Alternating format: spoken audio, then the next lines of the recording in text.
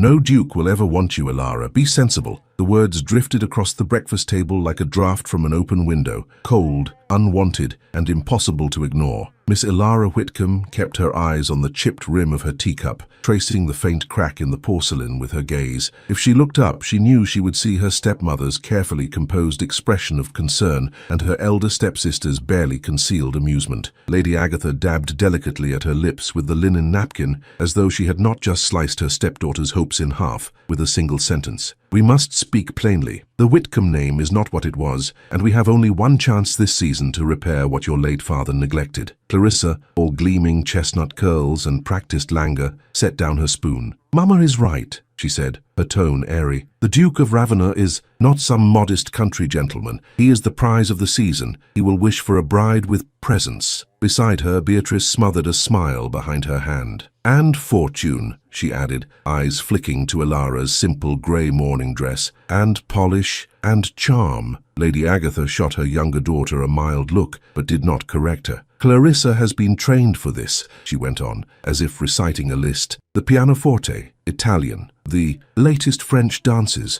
She has the carriage of a duchess. You, my dear, are suited for something gentler. A vicar's wife, perhaps, Beatrice murmured. Heat rushed to Elara's cheeks, but she kept her voice calm. Years in this house had taught her the art of silence, the way it could be a shield if not a weapon. I did not say I wished to marry a duke, she replied softly. I only said that I wished to attend the ball tonight. It is the first of the season. It would be wasteful, Lady Agatha interrupted smoothly. You have nothing appropriate to wear, and altering one of Clarissa's gowns would only ruin it. Our modiste has already done wonders with the silk. For Clarissa's debut, the household accounts are strained. We must be prudent. Elara's fingers tightened around her teacup. She could have reminded Lady Agatha that the accounts had been strained before her father's death, that much of what remained of the Whitcomb fortune had gone into Clarissa's gowns and the refurbishment of the drawing-room, but such truths, spoken by her, were rarely welcome. Instead, she set down the cup with care. Yes, stepmother. Clarissa rose from the table in a rustle of pale blue muslin,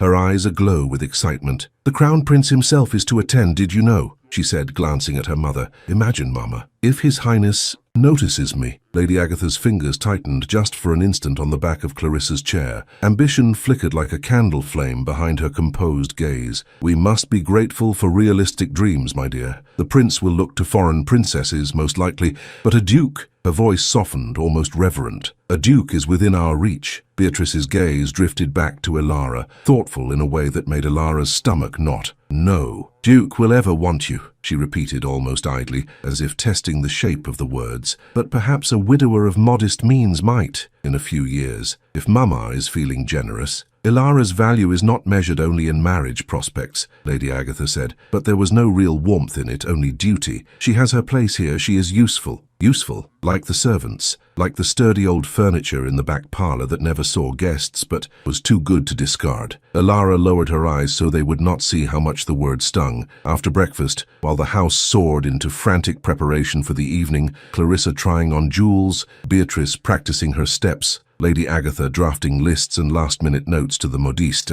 Elara retreated to the small walled garden at the back of the estate. Here, the world was smaller and kinder. Roses spilled over the brick wall, late. Blossoms clinging to the branches despite the crisp hint of autumn in the air. She knelt in the damp earth to right a toppled pot, fingers brushing soil from the leaves of a drooping geranium. No duke will ever want you. The words echoed in her mind, not as cruelty exactly, but as something worse. A verdict accepted by everyone but her. She straightened, brushing dirt from her skirt. It should not matter, she told herself. She had long since ceased expecting miracles. Yet somewhere beneath the layers of quiet obedience, a part of her still dreamed of being seen, truly seen, by someone who was not calculating her dowry or the cut of her gown. The crunch of boots on gravel startled her. Elara turned, half expecting to see a footman with a message from Lady Agatha. Instead, a man stood in the archway of the garden, a silhouette against the fading afternoon light. He was not tall enough to be imposing, yet there was a stillness in him that drew the eye. Dark hair, a little unruly, a coat of deep green that was fine but unostentatious. His gaze, when it met hers, held a spark of surprise and something like curiosity. "I beg your pardon," he said, inclining his head. "I was told someone might direct me to the front entrance. It seems I have drifted disastrously off course." Elara's heart fluttered once.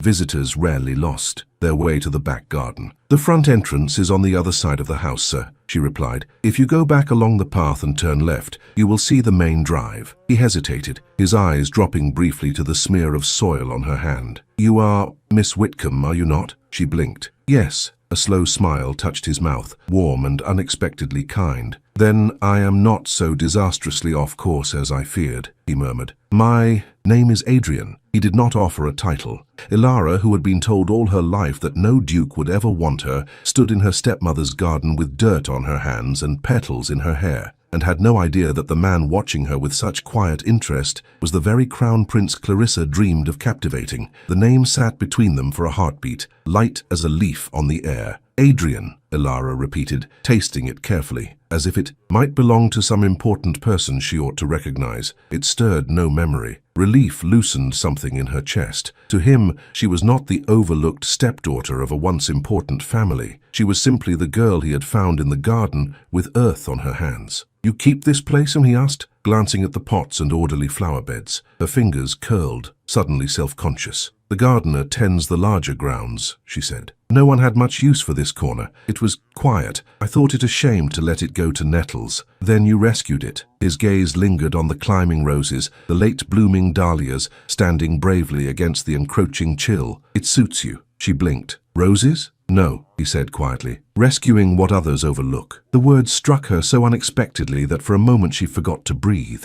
No one in the Whitcomb household spoke to her as if her preferences mattered, much less her instincts. She cleared her throat, feeling foolishly warm. "It is nothing so noble as that, sir. I like things that grow. They do not ask who their father was or how large their dowry might be. They simply take root if you give them a little care." Adrian's mouth curved. "And if no one gives them care, then they learn to bloom where they can," she replied before she could stop herself. His eyes sharpened, a flicker of something like admiration passing through them. "You speak with authority, Miss Whitcomb." Colour rose in her cheeks. "Forgive me. I am accustomed to talking to the plants. They are not so easily offended." He laughed then, low and genuine, the sound warming the chill in the garden. It altered his whole face, smoothing the faint lines of weariness at the corners of his eyes. "If that is how you speak to geraniums, I envy them." She had no answer to that. Compliments were rare enough in her life. Such an unexpected one stole her words entirely. He glanced back toward the house. Through the windows, distant figures moved. Clarissa's bright gown, Lady Agatha's upright form directing a maid. The energy of preparation hummed faintly, like bees in a hive. "I am to attend a ball tonight," he said lightly, as if it were a minor inconvenience. "At Lord Ashbourne's. Do you go as well?" The question fell like a stone into a still pond. Ilara forced a small smile. "No, my stepmother and sisters will attend. My presence is not required." "Ah." Something hard flickered in his gaze. "Forgive me if I speak out of turn, but it seems to me that if any young lady has earned a night of candlelight and music after rescuing an entire garden,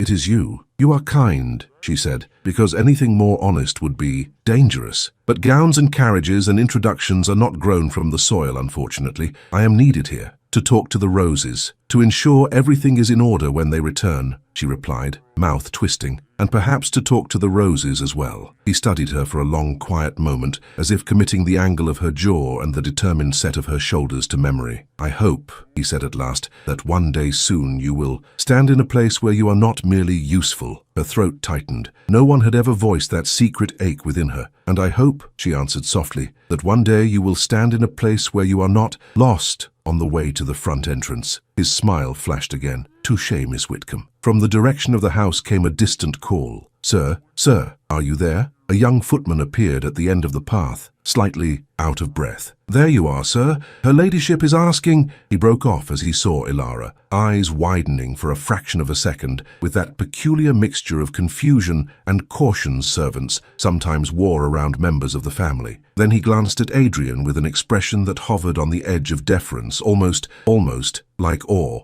Adrian's tone was mild. "You have found me, Thomas. Miss Whitcomb has kindly set me right. You may. Assure your mistress that I shall not further alarm her hedges." The footman ducked his head. "Yes, sir." Adrian inclined his head to Ilara. "Thank you for the rescue, Miss Whitcomb." "You are very welcome," she replied, and watched as he followed the footman back along the path, the green of his coat soon swallowed by the angle of the house. When he had gone, the garden felt suddenly emptier, the air colder. By evening, the house had become flurry of silk and perfume. Clarissa stood before her looking-glass while two maids fussed with the fall of her ivory gown, pearls winking at her ears. Beatrice twirled experimentally in pale rose satin, watching the swish of her skirts with delight. Ilara, in her plain grey, moved like a shadow, fastening buttons, fetching pins, bending to retrieve a dropped glove. Lady Agatha hovered over Clarissa, adjusting a curl here, a bracelet there. "Remember, my love," she murmured, "the Duke of Ravenor will dance first with the hostess's daughter, but his second dance is unspoken for. You must be where he can see you. Smile, but not too eagerly. Laugh, but softly. Never appear hungry." "Hungry for dukes, you mean?" Beatrice said with a giggle. Lady Agatha shot her an approving look. "Precisely." She turned then, as if only just recalling Ilara's existence. "You will remain here. See that? The fire in the drawing-room is kept low but not out. The staff are to serve a late supper when we return. Do not sit up on our account." Ilara curtsied.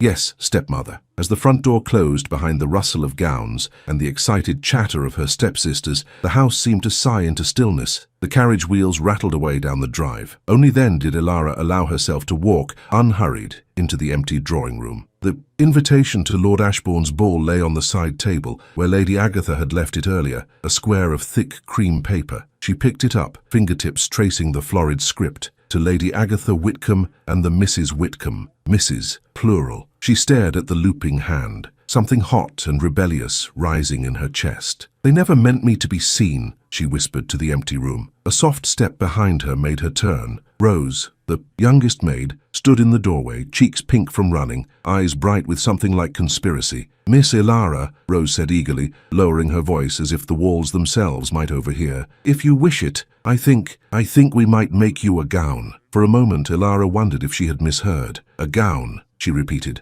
Rose nodded, brown curls bobbing, eyes bright. "Cook has a piece of pale blue silk that Lady Agatha sent down last year. Said it was ruined by a water stain and no use to her, but the stain's right near the hem and Mrs. Potts says it might be cut around, and there's lace in the linen press that nobody's claiming." She hesitated. "You could go to the ball, miss, even if only for a little while." Ilara's first instinct was to laugh. The idea was so improbable it felt like a child's fancy. "Rose," she said gently, "this is kind, but it isn't kind." Rose interrupted, surprising her. "It's fair, that's what Cook said. You're as much a Miss Whitcomb as Miss Clarissa and Miss Beatrice. The invitation had your name on it, same as theirs. Only, no one gave you the chance to say yes." Ilara glanced down at the card still in her hand, at the looping plural Mrs. Something in her chest shifted. "There is no carriage," she said, voice low, half to herself. "No chaperone, no introduction to the hostess. Even with a gown I would be misplaced." Rose bit her lip. "My uncle is coachman for Mr. Billings at the apothecary. He's driving their daughters there and back, and he said he'd pass the lane after 10 to fetch them. He could set you down at the end of Lord Ashbourne's drive just for an hour. You could stand in the side gallery. No one would mind one more quiet girl in a corner." The plan was absurd, reckless, entirely improper. Ilara could hear Lady Agatha's voice in her head, sharp with disapproval. Proper young ladies did not ride in apothecary carriages or arrive at grand houses without formal escort, but proper young ladies, she thought, were also allowed to decide whether they wished to attend a ball in the first place. Her fingers tightened on the invitation. Cook would not approve of using her silk so carelessly, she tried weakly. Rose's mouth twitched. "Cook is the one who sent me to speak to you." That silenced Ilara more effectively than any argument. The idea that the servants downstairs, those who saw her in her least guarded moments, when she soothed Beatrice's temper or read to Lady Agatha when her headaches were bad, should care enough to conspire on her behalf. It shook something loose inside her. Loyalty. That was it. It felt like loyalty. "Very well," she heard herself say, as if from a distance. "Show me the silk." They worked in the small sewing room at the back of the house, where late sun slanted through the single window and dust motes drifted like tiny stars. Cook brought the pale blue silk, wrinkled, yes, and stained at one corner, but of a quality that made Ilara's breath catch. Mrs. Potts, the housekeeper, arrived with a box of ribbons and lace, left behind by some long-forgotten aunt. Even old Mr. Griggs, the butler, appeared briefly, with a length of narrow silver trim, muttering something about found in a drawer, and escaping before Ilara could protest. "You ought to have had something of your own mother's," Mrs. Potts said, as she pinned and measured, her broad, capable hands surprisingly gentle. "But seeing as her gowns were sold with the rest when Sir Henry passed, we shall have to make our own memories, shan't we?" Ilara swallowed past the sudden ache in her throat. She had been 15 when her father died, and in the flurry of debts and auctions, she had lost track of which belongings had gone where. Only afterward had she realized that nothing of her mother's wardrobe remained. Now, as the women worked around her, laughing softly, arguing over the best way to disguise the water stain with a clever tuck, Ilara felt an unfamiliar sensation rising. Not quite joy, not yet, but possibility. By the time the clock on the mantel chimed 9, the plain grey dress lay folded on a chair, and Ilara stood before the spotted mirror in a gown of soft blue that whispered when she moved. The neckline was modest, edged in borrowed lace. The silver trim caught the light at her waist. They had twisted her dark hair up and back, anchoring it with simple pins and a single narrow ribbon. Rose stood back, hands clasped. "Oh," she breathed, "look at you." Ilara almost did not recognize the woman in the mirror. Her eyes were the same, grey-green, thoughtful, but the rest, the blue deepened the color. The lift of her hair revealed the line of her neck. She looked, impossibly, like she might belong in a room full of chandeliers and polished floors. She turned, the skirt sighing around her ankles. "It is too much," she murmured. "If Lady Agatha should return early—" "She won't," Mrs. Potts said firmly. "First balls. Never end early, and you'll be back before the carriage. You needn't dance if you don't wish. Just see it. Once. See it. Just once." The world beyond the drawing room and the walled garden, a glimpse of the life she had never been invited to imagine. At 9:30, wrapped in a plain dark cloak that hid most of the blue, Ilara slipped out the back door with Rose at her side. The night was cool and smelled faintly of wood smoke. Stars pricked the velvet sky. At the corner of the lane, Mr. Billings's modest carriage waited, lanterns glowing softly. The coachman tipped his hat, eyes kind. "Evening, miss. My Martha and I courted in the servants' gallery at Lord Ashbourne's," he confided with a wink. "Nice view of the dancing, that is. I'll have you there and back, never fear." As the carriage jolted into motion, Ilara clutched the edge of her cloak and let her heart race with the wheels. She had done something unthinkable, daring, entirely her own choice. At the top of Lord Ashbourne's long, lantern-lined drive, she stepped down, the sound of music drifting through the open windows, strings and laughter, and the murmur of many voices intertwined. She drew a breath, her pulse thundering. Somewhere beyond those doors, Clarissa would be arranging her smiles for the Duke of Ravenna. Somewhere, Beatrice would be whispering to other girls in rose satin, and somewhere, perhaps standing under a chandelier instead of in a garden, the man who had called himself Adrian might be looking for a quiet corner. Ilara gathered the courage she had grown like a secret flower in the walled garden and took her first step toward the light. The Ashbourne house rose out of the night like something from a story, all glowing windows and sweeping steps. Lanterns lined the drive, casting pools of golden light on polished stone.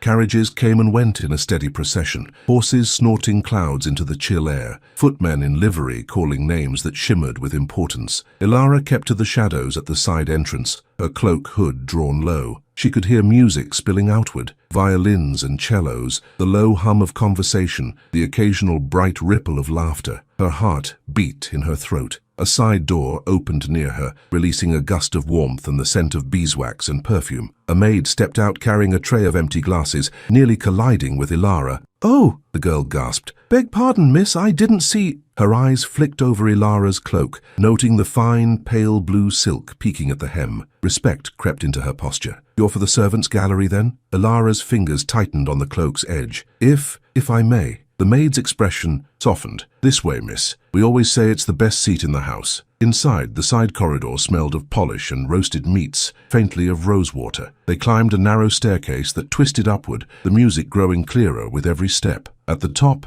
the maid pushed open a plain wooden door. Ilara stepped into a long, railed gallery that overlooked the ballroom. For a moment, she could only stand and drink it in. Below, the ballroom gleamed. Chandeliers dripped crystal and light, scattering brightness across the polished floor. Ladies in gowns of every hue moved like petals in a swirl of color, pale butter yellow, deep amethyst, delicate rose. Gentlemen bowed and straightened, black coats sharp against the brightness, white gloves a blur as they turned their partners through the figures of the dance. At one end of the room, the orchestra played atop a small dais. At the other, a row of tall mirrors reflected the scene back again, twice as bright. Ilara's chest tightened. She had imagined such sights in books, but reality held a deeper magic. The rustle of silk, the glint of jewels at throats and wrists, the smiles, the small secret looks exchanged between partners. It was like watching another world through glass. A few servants stood along the gallery, keeping respectfully back from the carved railing. Some watched the dancing, others simply rested a moment between tasks. One or two glanced at Ilara's gown with mild curiosity, but no one questioned her presence. Her gaze swept the crowd below, searching almost against her will. She saw Clarissa first. Of course she did. Her stepsister glowed in ivory, a wreath of tiny pearls woven into her curls. She was dancing with a tall, fair man whose posture radiated ease and confidence. Someone nearby in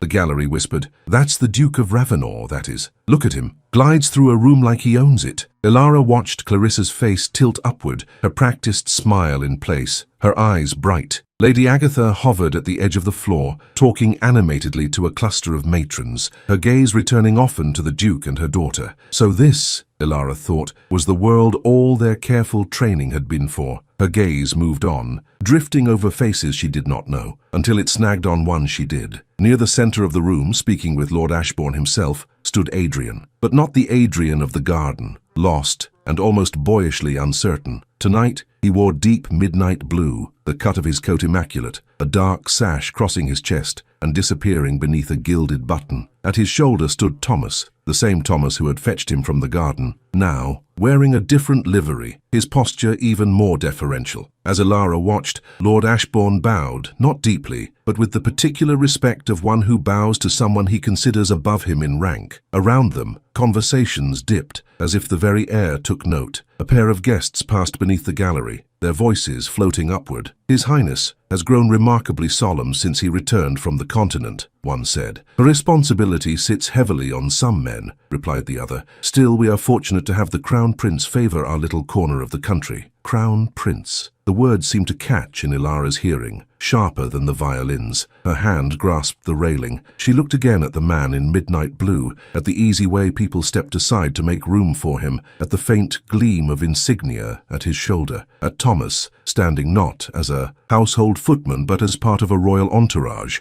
Adrian, she thought, feeling rather as if she had swallowed air the wrong way, not merely a gentleman who had lost his way in a neighbor's garden, a prince. Memory flashed, the way he had smiled at her dirt-smudged hands, the warmth of his laugh, the quiet conviction in his voice when he said, "I hope one day you will stand in a place where you are not merely useful." Heat surged into her cheeks. She had spoken to him so freely, admitting things she would never have dared before anyone else, let alone. She stepped slightly back from the railing, suddenly wishing the gallery were darker. Below, the current of the room shifted. The music slowed to a graceful waltz. Couples arranged themselves with practiced ease. Lord Ashbourne approached Adrian, no, the Crown Prince Adrian, with a woman of stately beauty, presumably the hostess, and her daughter, a golden-haired girl in palest blue. Ilara watched as the girl's mother presented her with a curtsy that was almost reverent. "His Highness will dance with Miss Ashbourne," someone in the gallery breathed. "Imagine, her first ball, and the Crown Prince for a partner." Ilara pressed a hand against her middle to steady herself as the prince led Miss Ashbourne to the center of the floor. He bowed with effortless grace. The orchestra swelled, and they began to move. He was as skilled a dancer as she had imagined he might be. Yet watching him, she thought she saw something distant in his eyes, as if part of him were elsewhere. Once, as he turned, his gaze lifted toward the gallery almost idly, and stopped. For one suspended heartbeat, their eyes met. The room, the music, the polished floor, Clarissa's careful smile, the bright swirl of gowns. Everything else seemed to fall away. Ilara stood very still. Sure, she must have imagined it. But no, his step faltered, just for a fraction of a second.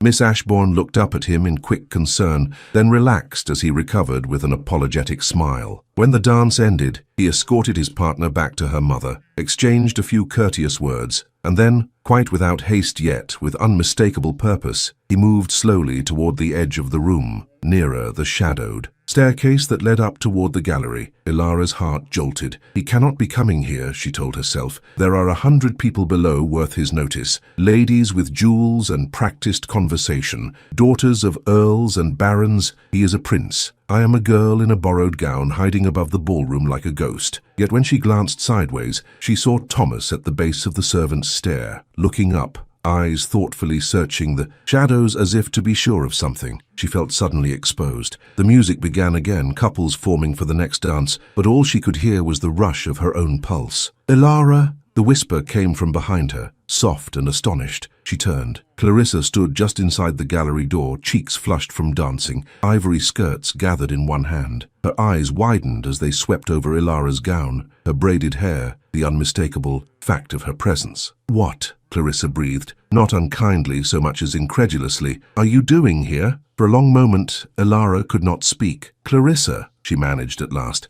How did you even get here?" her stepsister whispered, glancing back toward the stair as if expecting Lady Agatha to materialize out of thin air. "There was only one carriage. Mama would never—" "I did not come with you," Ilara said quietly. "Mr. Billings's coachman brought me. I entered by the side door. The maid showed me here." Clarissa stared. "Mr. Billings, the apothecary." Color rose in Ilara's cheeks. "Yes." "Oh, Ilara." Clarissa pressed a hand to her forehead, half laughing, half despairing. "Do you have any idea what Mama would say if she knew? What people would say if they found out? Unchaperoned, in a tradesman's carriage." "I am not in the ballroom," Ilara pointed out, forcing her voice to remain steady. "I'm not introducing myself as a guest. I only wish to see it, once, from a distance." Clarissa's gaze dropped to the edge of pale blue silk peeking from Ilara's cloak. "That is not your grey dress. The servants helped," Ilara admitted. "The silk was cast off. No one wanted it." "Well, someone will want explanations if anyone recognizes you," Clarissa said sharply. "You cannot simply appear where you have not been invited. That is not how any of this works." Ilara folded her hands together, feeling the roughness of the railing under her palms. "Clarissa, the invitation was addressed to Lady Agatha Whitcomb and the Mrs. Whitcomb, plural. I am a Miss Whitcomb. I was invited,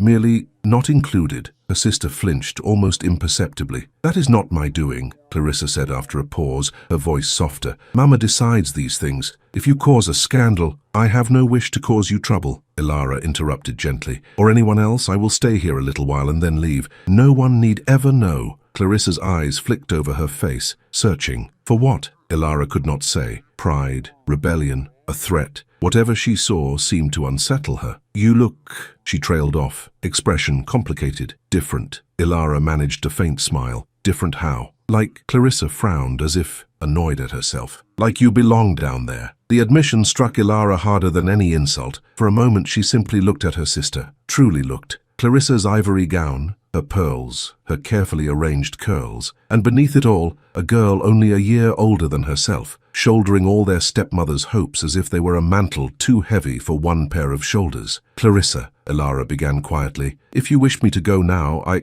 will." Her sister's fingers tightened on her skirts. She opened her mouth, then shut it again, jaw working. "I wish," Clarissa said at last, "that Mama had not left everything to chance and fortune, that she did not think dukes and princes will solve what is wrong in this family." Ilara blinked. "Princes?" Clarissa huffed a breath that was almost a laugh. "Yes, princes. His Highness is here tonight, and Mama has spent all week explaining exactly how far above us he is, as if she needed to remind me." Ilara's gaze slid against her will back to the ballroom below. The Crown Prince stood near one of the tall windows now, speaking to an older gentleman, his profile caught in the spill of light. Even from this distance, something about the line of his shoulders suggested restlessness. Clarissa followed her glance. "Have you seen him yet?" she asked, with the detached curiosity of someone discussing a far-off star. "Yes," Ilara said softly, "once." Clarissa sighed. "He looks as a prince ought to look. Remote, impossibly polished. I doubt he has ever had to consider whether his gown is good enough or whether the butcher's account can be paid." Ilara thought of Adrian in the garden, his boots dusted from straying off the path, his smile wry when he admitted he was lost. Remote was not the word she would have chosen. "Clarissa," she said slowly, "if you want me gone, say so. I have no wish to stand in your light." Her sister's brows knit. "It is not about standing in my light, Ilara. It is about order. People expect things to be a certain way. Mama has plans. You, appearing out of nowhere." She shook her head. "It will confuse everything." "Because no duke will ever want me," Ilara said, the old phrase escaping before she could stop it. Clarissa flinched again, harder this time. "Beatrice should not have said that," she muttered. "Mama should not have let her. It was unkind, but not untrue." Ilara asked gently. Clarissa looked away, jaw tight. I do not know what is true anymore, she said. I only know what we are told. Before Ilara could answer, movement below caught her eye. Adrian had left the older gentleman's side. He was making his way, unhurried but deliberate, toward the shadowed corner of the room, where the stair to the gallery began. As he walked, people shifted to make room for him, conversations dimming slightly in his wake like candles in a breeze. At the base of the stair, Thomas was already waiting, gaze lifted toward the gallery. This time, there was no doubt in Ilara's mind. They were looking for someone, her. Clarissa followed her line of sight and froze. The color drained from her face, only to flood back twice as fast. Is he, she whispered, is he coming up here? Ilara's heart hammered against her ribs. I think so. Clarissa took an involuntary step backward, her hand flying to her throat. No, this is wrong. Princes do not climb servants' stairs. He cannot. A soft tread sounded on the first step below, then another. The murmur of the ballroom receded, as if someone had closed a door. Ilara, Clarissa hissed, panic flaring in her eyes now, not from jealousy, but from genuine fear of impropriety, of everything drilled into her since childhood. If His Highness finds you here, dressed like that alone without Mama, do you understand what they will say? About you, about all of us? Ilara swallowed. The weight of consequence pressed in from every side. Duty, reputation, fear, all the things that had kept her quiet and small for so long. Footsteps continued to climb. Clarissa seized her hand, fingers cold. You must choose, she whispered fiercely. Hide or be seen. Hide or be seen. The words hung between them like a curtain, thin and trembling. For most of her life, Ilara had hidden. She had slipped into quiet corners, taken on tasks others found tedious, made herself smaller so that more demanding tempers might have room. It had kept the peace. It had kept her unremarkable. But tonight, she stood in a borrowed gown she had chosen, in a house she had entered by an act of her own daring. In the garden, a man who was secretly a prince had looked at her as if her thoughts mattered. She drew a breath. I am tired of hiding, she whispered. Clarissa's grip tightened on her hand. You do not understand. This is not a game, Ilara. If Mama... Footsteps neared the top of the stair. Clarissa released her as if burned and stepped a little to one side, instinctively arranging her skirts, her chin lifting, her back straightening into the posture drilled into her since childhood. She looked suddenly very young. A figure appeared in the doorway. Adrian's presence seemed to change the very air in the narrow gallery. In the ballroom below, he had been distant, a polished figure among many. Here, under the lower ceiling, with the muted hum of music beneath their feet, he was disconcertingly real. He paused, taking in the scene, the plain wooden rail, the glimpse of servants farther along the gallery, the two young women before him, one in ivory, flushed and wide-eyed, the other in pale blue, her cloak slipping from her shoulders, her hands clasped as if to keep them from shaking. For an instant, his gaze swept over Clarissa, polite and assessing. Then it found Ilara, and stilled. Miss Whitcomb, he said quietly. Hearing her plain surname in that voice, with that gravity, made Ilara's heart jolt. She dropped into a curtsy that felt deeper than any she had ever given, not because he was the crown prince, but because she remembered the man in the garden, lost and unexpectedly kind. Your Highness, she murmured. Beside her, Clarissa sank into an elegant curtsy as well, though her eyes darted between them in astonishment. Your Highness, she echoed. We are honored. Adrian inclined his head, acknowledging them both. But when he straightened, his gaze returned inexorably to Ilara. I owe you an apology, he said. In the garden, I did not give you my full name. I hoped selfishly to be merely Adrian for a few minutes, and not all the rest of it. Ilara swallowed. You owe me nothing, sir. The title felt strange on her tongue now that she knew its weight. I spoke to you as I would have spoken to any gentleman lost among the roses. Just so, he said softly. And that is precisely what I valued. Clarissa's eyes flicked between them. You have met before, she ventured, voice tight. In your stepmother's garden, Adrian replied, his tone perfectly correct, yet carrying an undertone only Ilara seemed to hear. Miss Ilara was so good as to rescue me from an ignominious fate among the geraniums. He used her given name with such casual ease that Clarissa stared outright. Ilara's cheeks warmed. I merely pointed out the path, Your Highness, and spoke of flowers that learn to bloom where they can, he added, a corner of his mouth lifting. I have thought of that phrase more often than you might imagine, in a room full of very careful hothouse blossoms. Down below, the music shifted, a dance ending, applause pattering like rain. The murmur of voices rose, then fell again. Clarissa seemed to find her tongue. Your Highness, she said, summoning a smile. Practiced over many mirrors. My mother, Lady Agatha Whitcomb, is in the ballroom. Had we known you would honor our little garden with your presence? He turned to her then with perfect courtesy. I look forward to paying my respects to Lady Agatha, he said. You must be Miss Clarissa Whitcomb. She brightened, hope flaring in her gaze. Yes, Your Highness. It is a pleasure, he said, but his attention, drawn as if by gravity, returned to Lara. I beg you will both forgive the liberty of my coming up here. When one stands always in the center of a room, one forgets there are other vantage points. Ilara found herself answering before she fully thought the words. Sometimes the truest view is from the edges, she said quietly, where no one thinks to look back. For a heartbeat, something unguarded showed in his eyes. Weariness, perhaps, or loneliness. Indeed, he murmured. You understand more than most, Miss Ilara. Clarissa made a small, strained sound. Your Highness, she said quickly, clearly trying to steer the conversation back to safer channels, if you wish a better view, the gallery on the opposite side is reserved for the musicians. This one is for servants and those who have not been invited to stand in the light, Adrian finished gently. The words landed between all three of them. Clarissa paled. That is not... my sister chose to come here, she stammered. Mama felt it best that... I know what your mother felt best, Adrian said, not unkindly. Society is very clear about what it deems best for everyone. He glanced down through the railing. The orchestra was rearranging their sheets. Lord Ashbourne moved across the floor toward the center. In a few minutes, Adrian said, his voice lower now, speaking more to Ilara than to anyone. The next waltz will begin. Lord Ashbourne has offered to announce my partner beforehand, as is customary.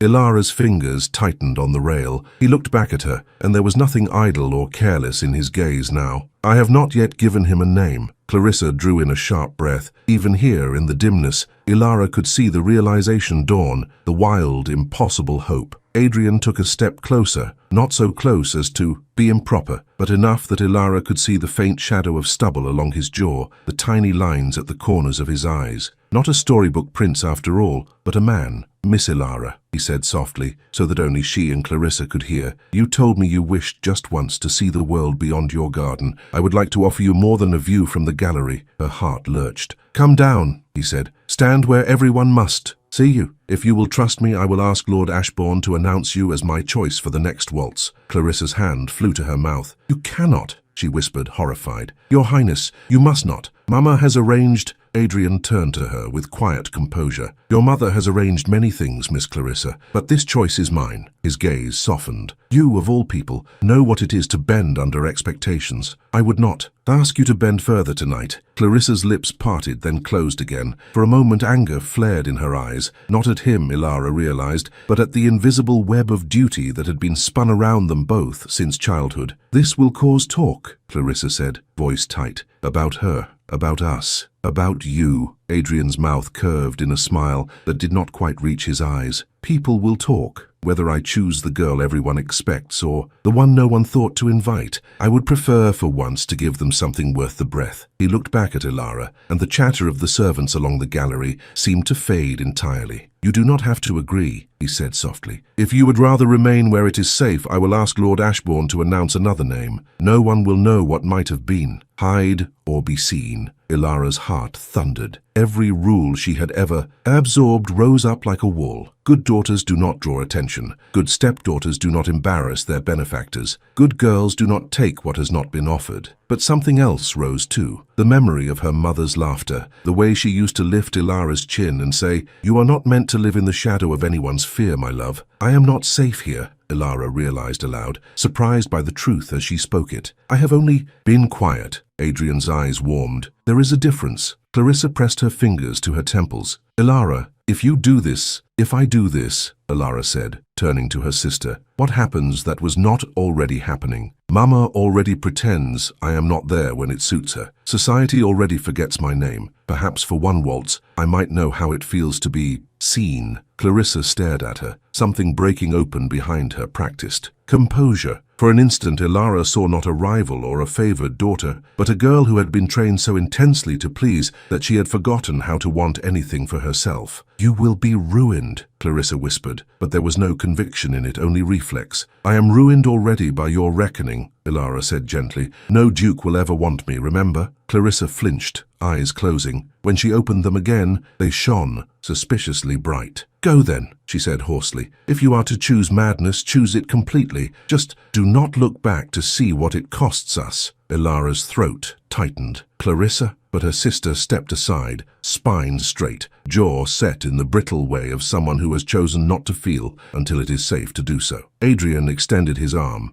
not the careless offer of a dance, but something steadier. "Miss Ilara?" he asked. Her hand trembled as she laid it lightly on his sleeve. The rich fabric was warm beneath her fingers. With each step toward the stair, the world she had known fell a little farther away. They descended together, the muted hum of music growing louder again. The last few steps seemed to take an eternity. At the bottom, Thomas bowed deeply, eyes shining with a pride he did not dare voice. The ballroom was between dances. Couples drifted, ladies fanning. Themselves gentlemen collecting glasses from passing trays. Lord Ashbourne stood near the centre, speaking to a cluster of guests. He turned at Adrian's approach, his expression polite, then puzzled, as he noticed Ilara at his side. "Your Highness," he began, bowing. "We were just—" Adrian spoke low enough that only Lord Ashbourne and those nearest could hear. "I believe you were about to ask for the name of my partner for the next waltz." Lord Ashbourne straightened, relief and excitement mingling. "Indeed, sir, Lady Agatha and her daughter will have other opportunities," Adrian said gently but firmly. "Tonight, I would be honoured if you would announce Miss Ilara Whitcomb." Silence fell in the small circle around them like a dropped veil. "Miss—" Lord Ashbourne's gaze flicked over Ilara, clearly rifling through his memory. "Ah, Lady Agatha's stepdaughter, is it not?" Ilara felt. Every eye in the immediate vicinity turned to her. Conversations nearby faltered. Someone's fan stilled mid-wave. "Yes," Adrian said, his voice carrying just enough to ripple outward. "The same." Lord Ashbourne hesitated for a heartbeat, a man caught between custom and a prince's whim, then inclined his head. "As you wish, Your Highness." He turned, summoning a footman with a look. The orchestra began to tune for the next waltz, bowstrings humming, like held breath. At the far side of the room, Ilara saw Lady Agatha laughing with a cluster of matrons, Clarissa by her side. Beatrice twirled her fan, gossiping with two other girls in rose and lilac. None of them had yet realized the locus of attention had shifted. Lord Ashbourne stepped forward, lifting his hand for quiet. The murmur of the ballroom fell away. "Ladies and gentlemen," he called, his voice resonant, "our next waltz will be led by His Royal Highness the Crown Prince Adrian." Heads turned, fans paused. "With Miss Ilara Whitcomb." The name rang out, clear as a bell. For a heartbeat, the room seemed to forget to breathe.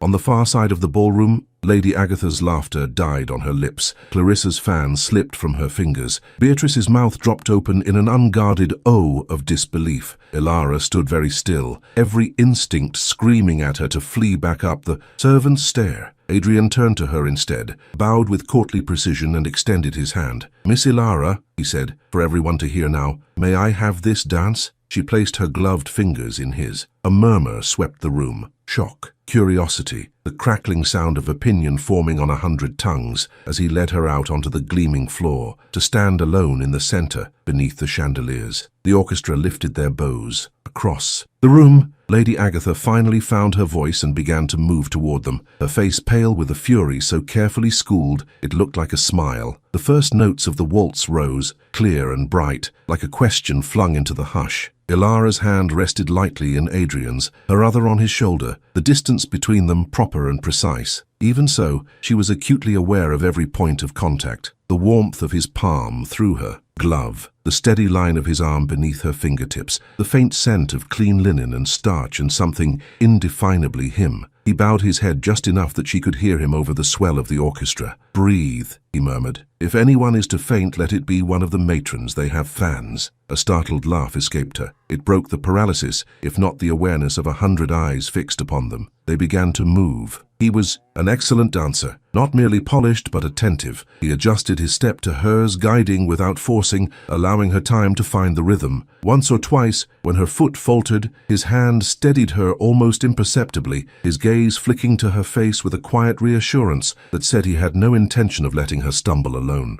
As they turned, the room blurred at the edges. She caught flashes, a lady's widened eyes behind the feathery fringe of her fan, a gentleman's brows climbing nearly to his hairline, Clarissa standing rigid near the wall, cheeks flushed, hands clenched around her fallen fan, and Lady Agatha. Her stepmother had halted midway across the room, her expression frozen in something between horror and incredulous calculation. She looked as if struck by a blow she could not afford to acknowledge. When Ilara's gaze brushed hers, Lady Agatha's lips compressed to a thin line, but she did not storm the floor. Even she would not interrupt a crown prince mid-waltz. "What are they saying?" Ilara whispered, barely moving her lips. Adrian's eyes glinted with a hint of mischief. "That their daughters are ruined, that I have lost my senses, that you must be either shockingly ambitious or shamefully naive." She winced. "They are not wrong about the naivete, I fear. On the contrary," he said, quietly, guiding her through a turn. "Naivete is believing that titles and fortunes are all that matter. You, Miss Ilara Whitcomb, see more clearly than anyone here." Her throat tightened. "They will blame my stepmother. She did not wish me here. She will say I have forced myself upon your notice." He studied her, gravity returning. "Did you?" She met his gaze, surprised. "No." "Then let them say what they will," he answered. "I make my own choices." A swell of melody carried them past the Ashbournes. The hostess watched them with a kind of avid fascination, torn between triumph at hosting such a spectacle and alarm at its unexpected nature. Her daughter, Miss Ashbourne, looked more curious than offended. "I am causing you trouble," Ilara murmured. Adrian's lips quirked. "My life has been composed almost entirely of other people's notions of trouble. Tonight is the first time I have chosen the form it takes." They passed near the Duke of Ravenel. Tall, fair, the very picture of effortless aristocratic ease, he inclined his head as they circled. For the briefest moment, his gaze met Ilara's, cool but not unkind. Then he shifted his attention to Clarissa, whose eyes followed the prince and her stepsister with a bewildered intensity. "You will earn your mother's undying ire," Adrian observed, almost conversationally. "I had that already," Ilara replied, surprising herself with the steadiness of her voice. "Tonight I have only given her a reason." He chuckled softly, spoken like a strategist. The music swelled toward its final phrases. Around them, couples drifted to a halt. Skirts rustled. The last chord hung in the air and dissolved into applause, polite but edged with tension. As custom demanded, Adrian led Ilara not to some quiet corner, but directly toward the cluster of matrons near the far wall, straight into the lion's den.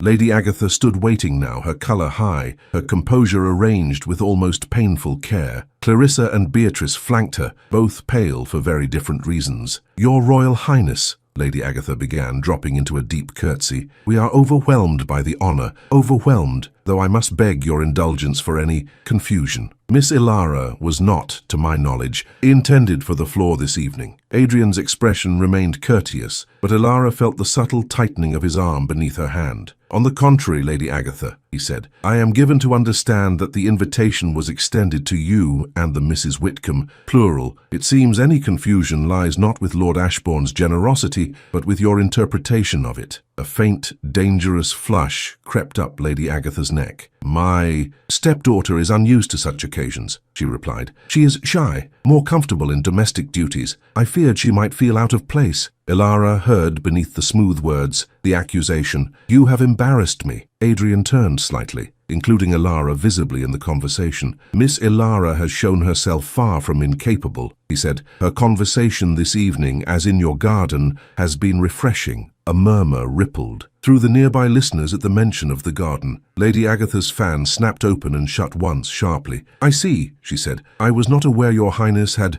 honoured our humble grounds." "I tend to wander where I am not expected," Adrian replied dryly. "I find it yields the most interesting discoveries." His gaze flicked briefly to Clarissa. "Miss Clarissa, I am sorry we have not yet danced. I hope we may remedy that before the evening is out." Clarissa curtsied, managing a wavering smile. "The honour would be mine, your Highness." Lady Agatha's eyes darted between her daughters, calculation and panic warring behind her composed facade. "Of course," she said quickly. "My eldest has long looked forward to any opportunity to pay her respects." "Ilara is hardly suited to such notice," Beatrice whispered, too loudly, to a girl beside her. "No duke will ever want her, and now she has caught a prince by accident. It is absurd." The words, flung carelessly, reached farther than she intended. Several heads turned. Adrian's expression cooled a shade. Fortunate then, he said, his voice carrying with deliberate clarity, that I am not a duke. A few nearby guests, shocked into honesty, smiled before they could stop themselves. Lady Agatha, he continued, I am aware that this attention may place your household in an awkward position. I would not compound your distress. To that end, I will send a note tomorrow requesting permission to call formally upon Miss Ilara under your roof with the proper escorts present. The colour drained from Lady Agatha's face entirely now. Call upon formally. His tone left no room for misunderstanding, so that no one may say this evening was a whim without consequence, or that Miss Ilara has behaved immodestly. Ilara's breath caught a call at their house. Not some fleeting ballroom fancy, but an intention before the eyes of the world. Lady Agatha's smile was a rictus. Your Highness is most gracious. We are, of course, at the disposal of your wishes. For tonight, he said more softly, turning back to Ilara. I will not monopolize you. Too many of your admirers look ready to faint. She blinked. My what? He chuckled, eyes drifting pointedly toward the gallery. Above, where Rose and Thomas and half the household staff who had helped dress her leaned as far as they dared over the rail, faces suffused with pride. Good night, Miss Ilara, he said, bowing over her hand. Until tomorrow. As he walked away, swallowed by eager courtiers and hopeful mammas, the hum of the ballroom rose again, louder, sharper. The story was already being told, embroidered, exaggerated. Lady Agatha's fan stilled. Her eyes, when she turned them fully on Ilara, were blazing behind her brittle smile. You, she said in a voice that did not match her lips' polite curl, will leave. Now, we shall speak at home. She inclined her head to a passing acquaintance as if nothing were amiss, then hissed under her breath. You have upended everything, girl. Tomorrow I will see to it that this folly is corrected. Ilara drew in a slow breath, the echo of Adrian's promise steadying. Her tomorrow, she thought, will not belong to you alone. But she curtsied obediently, turned away and walked toward the side door, each step taking her farther from the chandelier's light, toward a house where a storm awaited, and a prince's promised visit hung over everything like a dawn not yet broken. The night seemed thinner without the music. By the time Mr. Billings's modest carriage rattled back up the lane toward the Whitcomb house, Ilara's heart had settled into a steady, almost unnerving rhythm. The lantern light threw fleeting shadows of tree branches across her borrowed blue gown. You were brave, miss, the coachman said, as he helped her down, standing there with all of 'em looking on. My Martha will want every detail. Ilara smiled, a little dazed. Tell her I did not fall. That will disappoint her, perhaps, but I am proud of it, he chuckled. Good night to you, Miss, Whitcomb. Inside, the house was quiet, the air faintly cool. Mrs. Potts appeared from the corridor as if she had been listening for the rattle of wheels. Well? She demanded softly, her broad face alight. Did you see it? Was it worth the silk? Ilara's fingers tightened in her cloak. Yes, she said, it was worth the silk, and more. Rose burst in behind the housekeeper, apron slightly askew. You danced with him, she blurted, barely containing herself. Thomas came tearing back with the news, said the prince himself asked for your hand in the middle of the floor like in a storybook. Word travelled faster than any carriage, it seemed. Ilara felt heat flood her cheeks. We danced, she admitted. Once. It caused some talk. The right kind of talk, Mrs. Potts said firmly. Now up with you. If Lady Agatha arrives to find you still in that gown, we shall all be turned to statues by her stare alone. They whisked her up the back stairs, their hands deft at laces and pins. The blue silk slid away, carefully folded and hidden once more in its trunk. The grey dress returned like a familiar thought, but it no longer felt quite the same. Something in Ilara had shifted. The fabric knew it. By the time the Whitcomb carriage rolled back up the drive, Ilara sat in the small sitting room with her mending in her lap.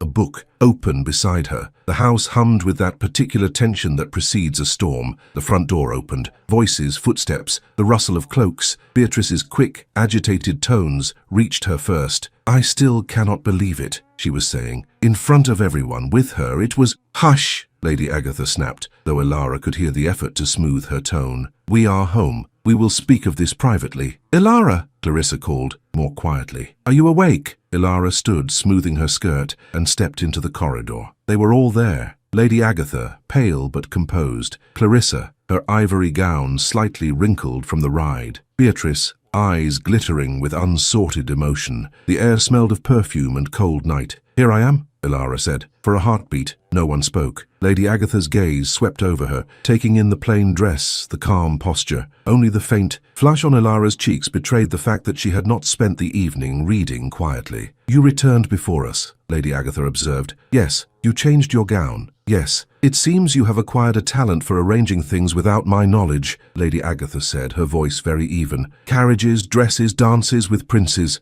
Ilara folded her hands, careful not to twist them. The servants helped with the gown. Mr. Billings's coachman took pity on me. As for the dance, that was not my arrangement. Beatrice made a small scoffing sound. You must have lured him somehow. Princes do not simply wander toward the servants' gallery. Clarissa flinched faintly. Beatrice, that is unfair. Lady Agatha lifted a hand. Enough. This is not the time for wild accusations. Whatever improprieties have occurred, we cannot unmake them tonight. We can only manage what follows. Her eyes returned to Ilara, searching, measuring. Did His Highness say he would continue this attention? She could not quite bring herself to say call. The word caught in her throat. He said he would send a note, Ilara replied softly, to ask permission to visit properly. Beatrice's jaw dropped. Clarissa closed her eyes briefly, as if bracing against a wave. Lady Agatha drew in a slow breath. Very well, she said. Until that note arrives, we shall speak to no one about what happened. If questions come, we will say the prince chose to dance with you out of kindness to a shy girl. A passing fancy. Nothing more. Something in Ilara's chest pinched. Is that what you believe it to be? Lady Agatha hesitated.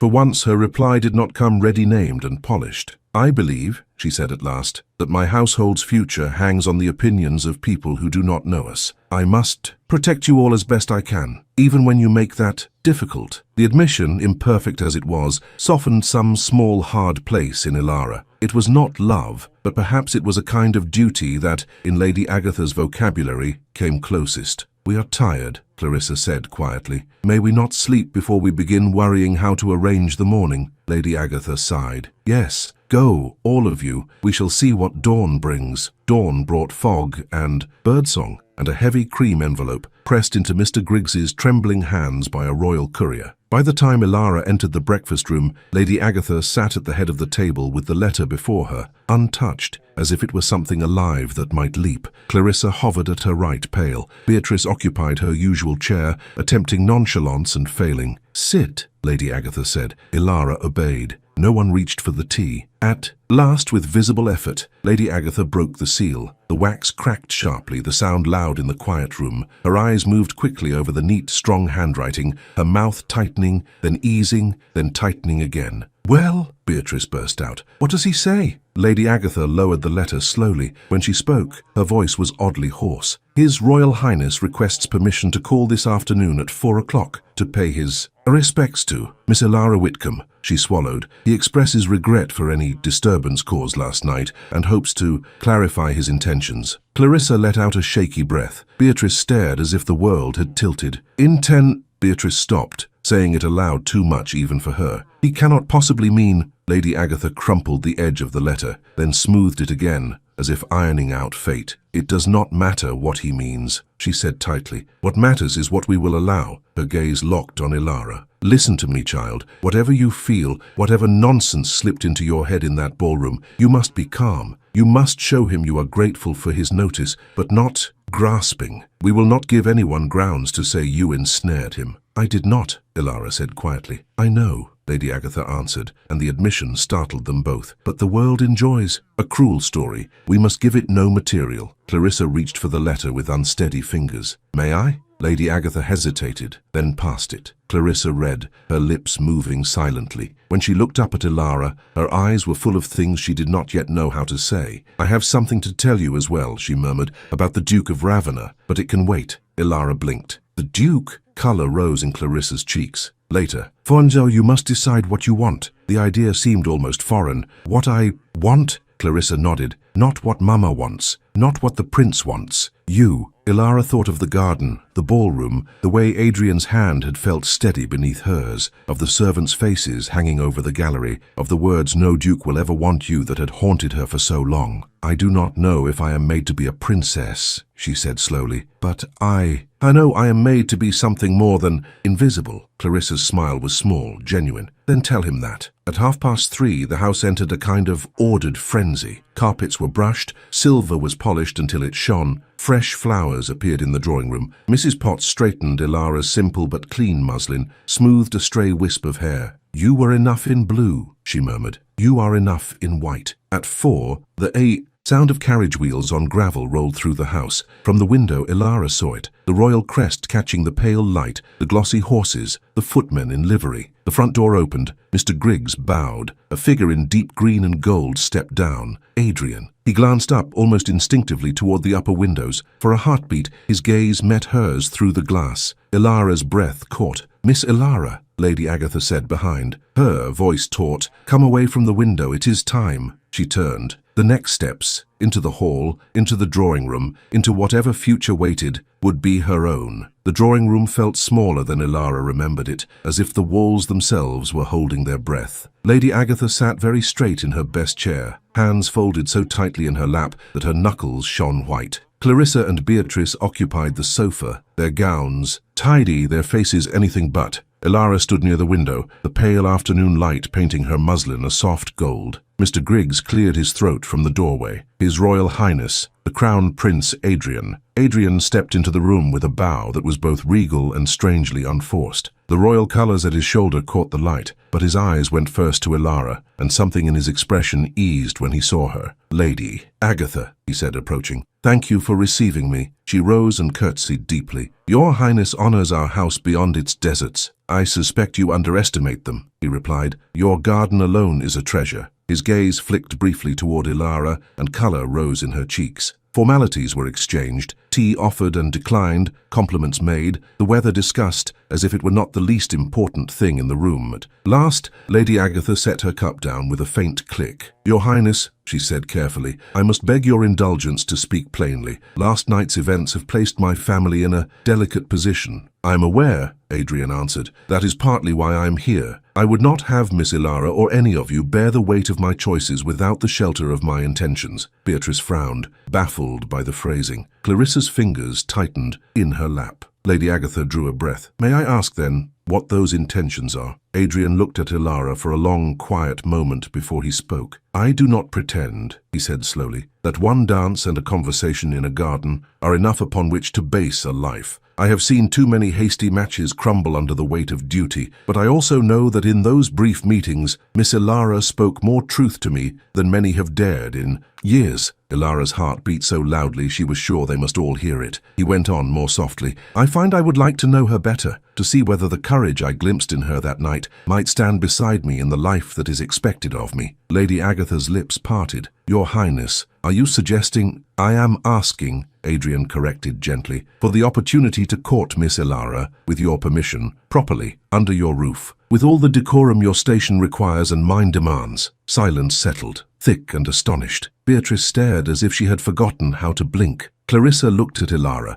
not with envy, but with something like fierce hope. Lady Agatha's throat worked. "You must understand, Your Highness," she said, each word carefully chosen. "Ilara has not been trained for such heights. She has no great dowry, no powerful connections. She has a spine," Adrian replied, "and a mind. They seem rarer commodities of late." His gaze returned to Ilara. "This is not a command, Miss Ilara. If the thought of such scrutiny, such life, is a burden you do not wish to bear, tell me so. I will accept your answer, and whatever stories society chooses to invent, I will let them fade. Hide or be seen." Ilara stepped forward, her hands no longer hidden in the folds of her skirt. "I do not wish to be chosen," she said quietly, "only because I was kind to you when you were lost, or because you wished to make a statement to a watching crowd." His eyes warmed with approval. "Nor do I wish to choose a partner who sees only a crown when she looks at me." "I see both," she admitted, "the man and the crown. I know that one comes with the other. I do not know if I am equal to such a life, Your Highness, but I would like the chance to find out. With honesty between us, not disguise." The corner of his mouth lifted. "Then we are agreed.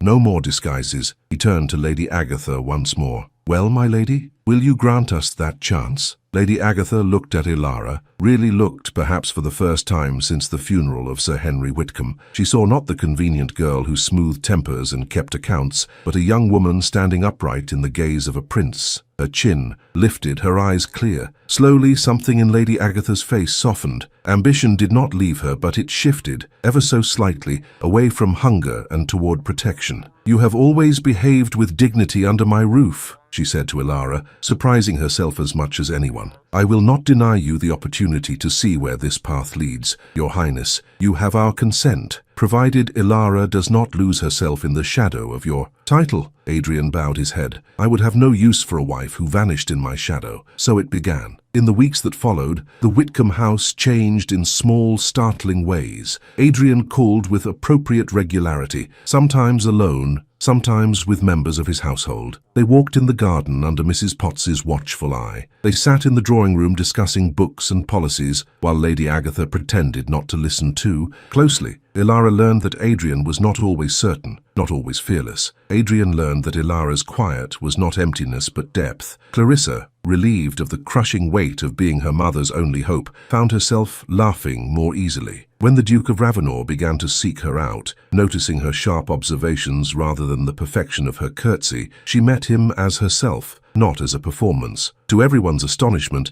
including her own, they suited. One morning, months later, as the first roses climbed eagerly along the garden wall, the Whitcomb breakfast table looked very different. Lady Agatha's posture was still impeccable, but the lines at the corners of her mouth had eased. Beatrice complained less and listened more, and Ilara, in a gown of soft blue that was entirely her own this time, looked up as Mr. Griggs coughed in the doorway. "Your Royal Highness the Crown Prince Adrian," he announced, with a tremor that suggested this would never feel ordinary. Adrian entered not in court finery, but in a dark coat that hinted at informality, and yet, when he met Ilara's eyes, there was a gravity there that made her breath catch. "Forgive the intrusion at breakfast," he said. "I find I have been patient long enough." Lady Agatha rose slowly. Clarissa and Beatrice followed. Ilara pushed back her chair, her knees suddenly not quite trustworthy. Adrian crossed the room and stopped before her. "In the months we have known one another," he said, voice steady, "you have spoken truth when others chose flattery. You have laughed with me when duty grew heavy, and you have reminded me that even a prince is in the end only a man asked to serve." His gaze did not waver. "I cannot promise you an easy life, Ilara Whitcomb. I can only promise you that you will be seen, listened to, and cherished,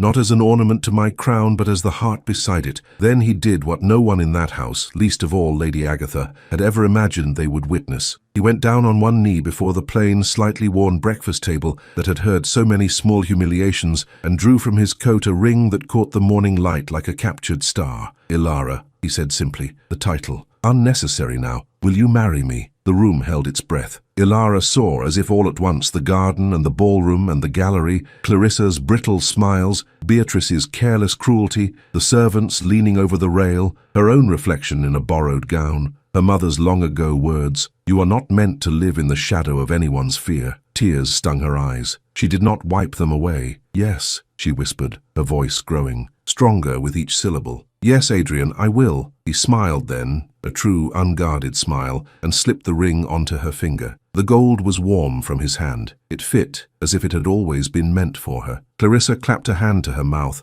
laughter and tears mingling. Beatrice made a choked sound that might have been a sob. Lady Agatha, for once, had no words at all, only a sheen in her eyes and a hand pressed to her heart. "No duke will ever want you." The old taunt flickered up, then crumbled like ash. It no longer mattered. A duke could have the world's approval if he liked. Ilara had been chosen, not out of pity, not as a symbol, but as herself, by the man everyone had once believed was beyond her reach, and more importantly, she had chosen too. As Adrian rose and drew her gently into his arms, as the future rearranged itself around them, shining and uncertain and utterly real, Ilara knew, whatever storms might come, she would never again mistake being hidden for being safe or being quiet for being small. She had stepped into the light, and this time she would not step back out of it. Sometimes life teaches us to shrink, to put our heads down, be useful, and ask for as little as possible so no one is inconvenienced by our dreams. Ilara's world told her she was forgettable, that no one important would ever choose her, and for a long time she believed it. But the truth is quieter and stronger. Your worth does not depend on who notices you. It does not rise because someone kneels with a ring, and it does not fall because someone says, "You are not enough." The The miracle is not that a prince chose Ilara. The miracle is that in the moment it mattered, she chose herself first. She stopped hiding. She let herself be seen. If you have ever felt invisible at your own table, I hope you remember this. You deserve more than the corner of the room. You deserve to stand where the light can find your face and to say yes only when the life offered honors who you already are.